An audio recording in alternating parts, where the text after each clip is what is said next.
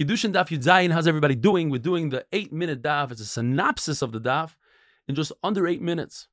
When an Eved Ivri works for somebody for 6 years, in the middle he was sick.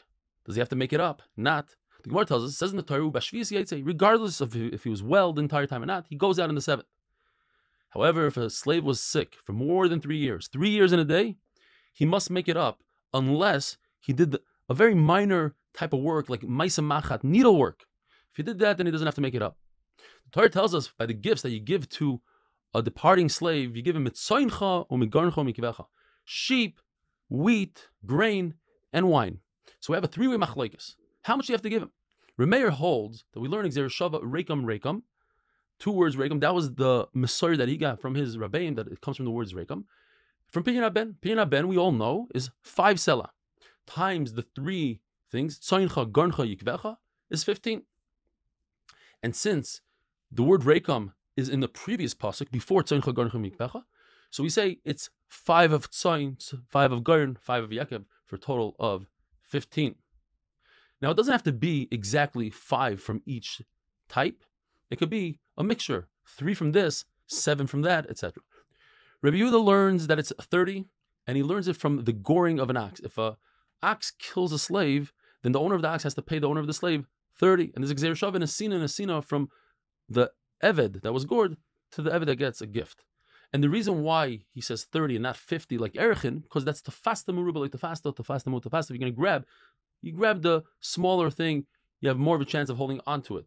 The other thing is that it's much better, says Rabbi Yehuda, to learn Eved from Eved, the giving of a gift of Eved and the death of Eved, than Erechin. What's the connection, Erechin? However, Reb Shimon says, listen, I don't believe in this. I didn't get a Messiah of your Xer Shava. I got a different Xer Shava. My Xer Shava was Micha. And it says by Erechin, Micha, the word of Mach.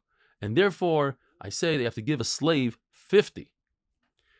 Why 50? Because Erechin is a scale. Depends how old you are. If you're male, female, sometimes it's 3, sometimes it's 20. You give the most because it says Shebirachacha, the biggest bracha.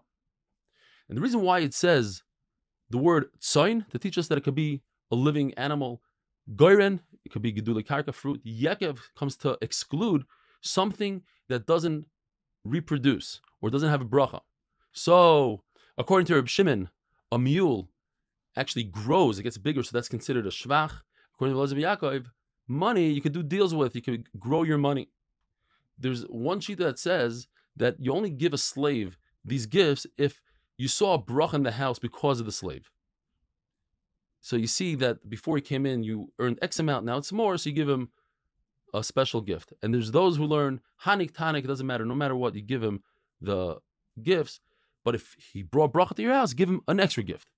Eved Ivri only goes to the son inheritance, and because the son goes instead of the father for Yud, he could be there together with the father for Yud. And we don't learn from a brother who does Yibum. Why? Because there is no Yibum when there's a son. And because of this same svara that there's no Yibum when there is a son, that's how we learn that when a son redeems a field of a nachla, that it doesn't go back to the kohanim. And therefore, since it's this exact logic that teaches us that halacha, so we don't consider zdei achuza as something that will give us reason to go with the son over the brother, because it's the same svara. So we're not going to say it's 2 against 1. Okay, if you understood that, great. Not, we'll move forward. The Gemara tells us that a nirtza, a slave that you puncture his ear, and a slave, a Jewish slave that was sold to a guy, doesn't even work for the son if the master dies. And we learn from nirtza, in the same pasuk, it says va'afla mascha, and furthermore for your ama. So we learn from that she goes out b'misas adain, but from the word tasa, we learn that you should give the female slave servant, you should give her also ha'anak, you should give her these gifts. The Gemara tells us that a guy inherits his father midoiraisa, and a ger inherits his father only midorabanan, because we're scared that if you don't let him inherit his father, he might become a guy again, he'll leave the derech. Therefore, before it comes to the ger's hand, he could switch off with his brother and say, listen, you take the avodah zarah, the aynesach, and I take the regular stuff. Rabbi Isai, have a wonderful day.